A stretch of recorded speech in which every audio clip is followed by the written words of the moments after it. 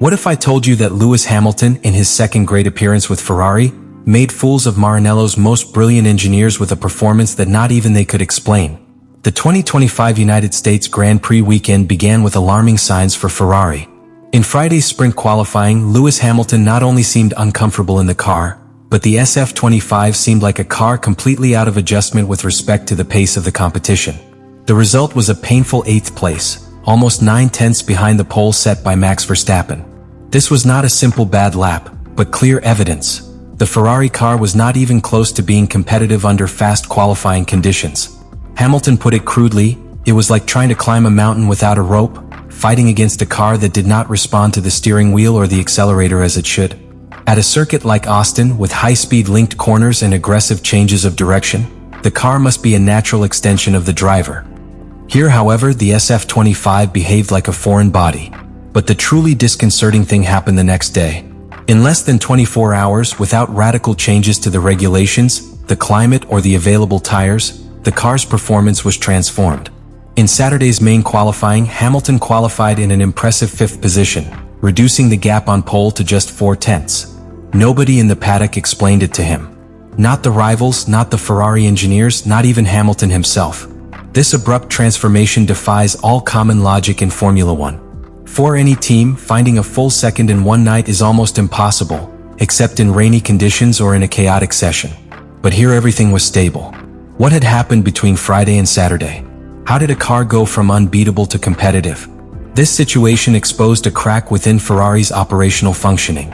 If the team can't understand why their car improves dramatically overnight, then they don't own their own performance. In Formula One, that's almost a competitive death sentence. In this case, however, it was not the technical department that led the change. It was Hamilton. His ability to adapt, technical reading, and clarity in communicating feelings to the team played a decisive role. The car had not changed by magic. It had been reinterpreted, adjusted, redirected from within. And while the final result of 5th place is not a miracle in itself, what happened behind the scenes was. Because in less than a day, Hamilton turned an unruly car into a precision tool. Ferrari, more than ever, needed a driver who would not just drive, but question, push, and lead. And that pilot was no longer a promise, nor a bet. He was the 7-time world champion who had just sent a silent, but deafening message to the entire grid. They still haven't seen everything he can do. And Ferrari neither. What happened in Austin wasn't just a good day of qualifying. It was the turning point of a deeper transformation that had been brewing long before, from within the walls of Maranello, and that had Lewis Hamilton as the catalyst for a change that Ferrari had avoided for years. After the operational chaos experienced at the Singapore Grand Prix weeks earlier when Hamilton suffered a loss of brakes due to errors in the simulations, the Briton did not limit himself to criticizing. He demanded answers, but above all he proposed solutions. It was at that moment when he stood before Ferrari's senior management with a clear idea. The problem was not just the car, it was how they worked around it. Unlike other drivers who simply claimed performance, Hamilton went much further. His vision wasn't just to drive faster, was to rebuild the team's operational culture from within. The approach was not tactical, it was structural. And that, in a team as hierarchical and traditionalist as Ferrari, represented a true revolution.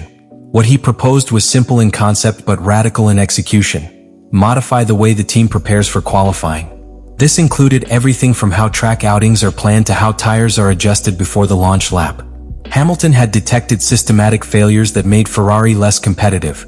Inconsistencies in optimal tire temperatures, confusing communications between driver and engineer, poorly calculated start times, and decision-making that was too reactive rather than anticipated.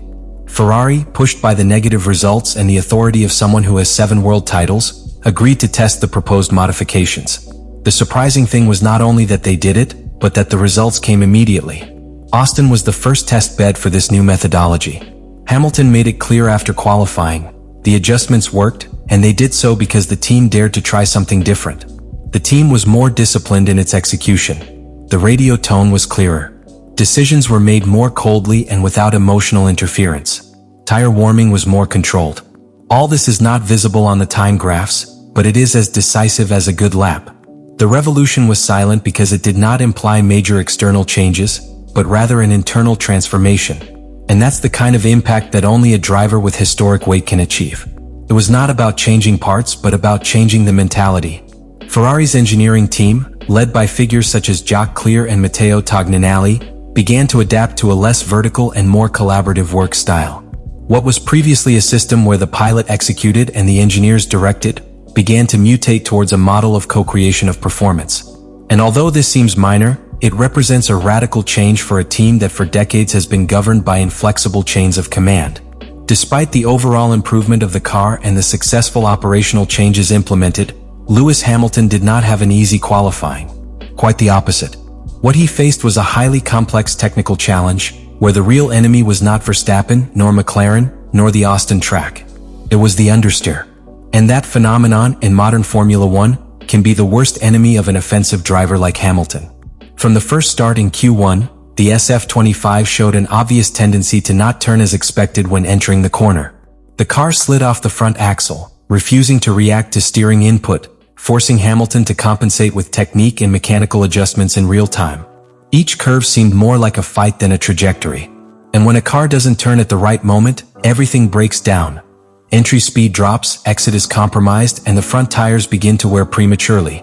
In technical terms, understeer is the clearest symptom that the frontal aerodynamic load and weight distribution are not well balanced with respect to the expected behavior of the car. But in this case, it was not an obvious aerodynamic failure. It was more complex. Track conditions, asphalt temperature, and the sensitivity of Pirelli's new compounds for 2025 were creating an extremely narrow operating window. Hamilton then decided to act with an aggressiveness unusual even among champions. Instead of adapting to the car, it was the car that had to adapt to him. He entered the pits and asked for a double change in the angle of the front wing. Added 2 charging positions. He returned to the track. Behavior improved but was still far from ideal. Came back, did the same adjustment again.